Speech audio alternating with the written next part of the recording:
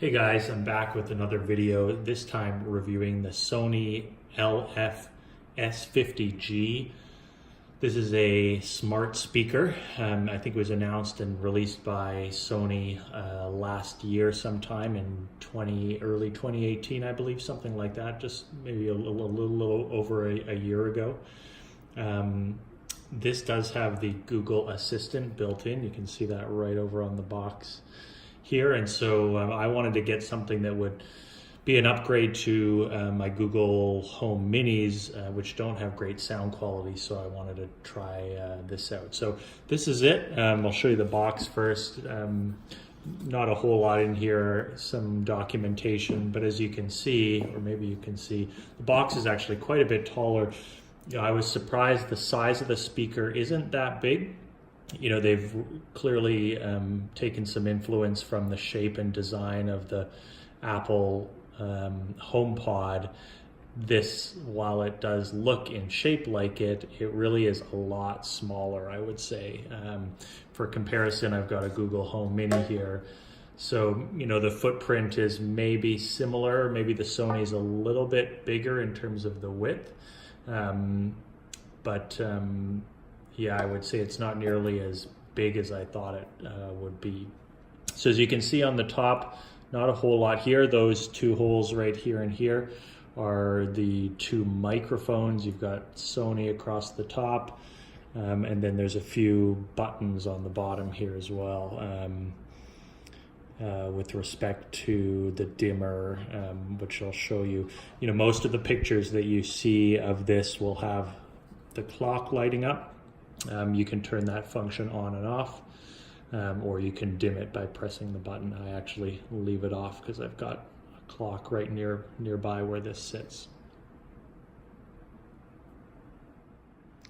So I'll give you a closer up view of the speaker now. This is a fabric grill effectively, and then you can see there's kind of a steel looking or chrome looking base along the bottom.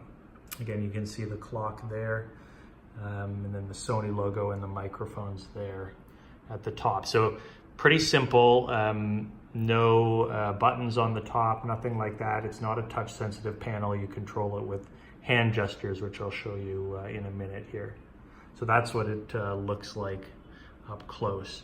The other thing I wanted to show you is you can actually remove this grill, which I'll do, and I'll show you the internals of it as well.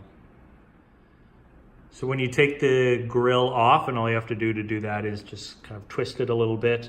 This is what you see underneath. This is the front of it.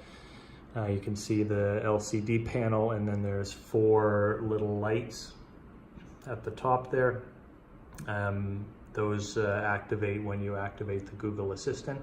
And then you can see down here you've got a driver for the speaker. I think it's 2 inches in diameter, and you can see that it's driving upwards, and then it's diffused in all directions.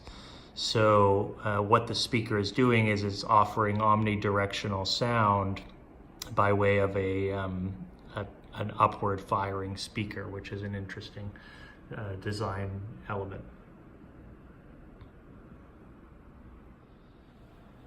In terms of what you can use this for, it's like any other smart speaker with the Google Assistant built in, like your Google Home or Google Home Mini. You can use it to control your smart home functions, play music from your preferred streaming service or anything like that.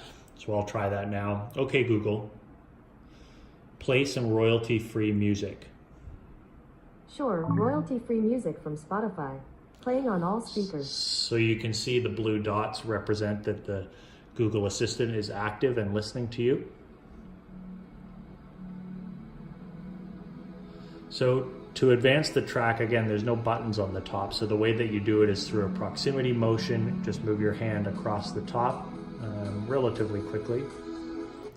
You can see it'll light up and move to the next track. The volume, you make small concentric circles above the device. It takes a little bit of getting used to, but I'll see if I can demonstrate it here.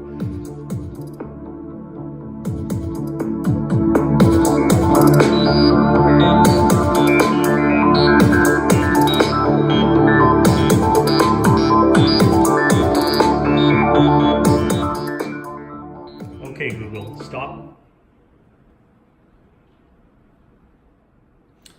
As I mentioned, you can also use it to control things that you have connected to your smart home. Okay, Google, set the temperature to 21 degrees.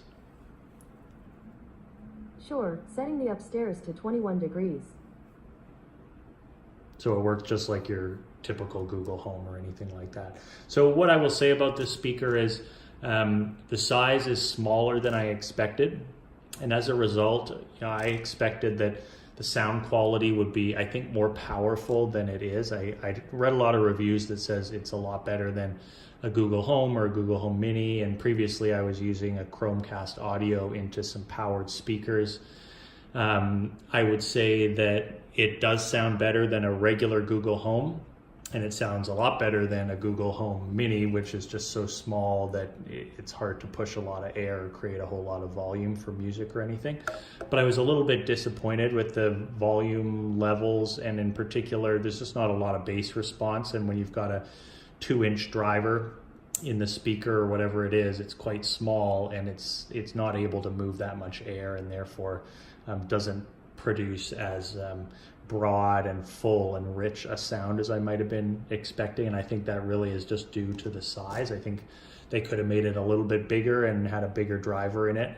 I will say that the sound is pretty clear. Music does sound good.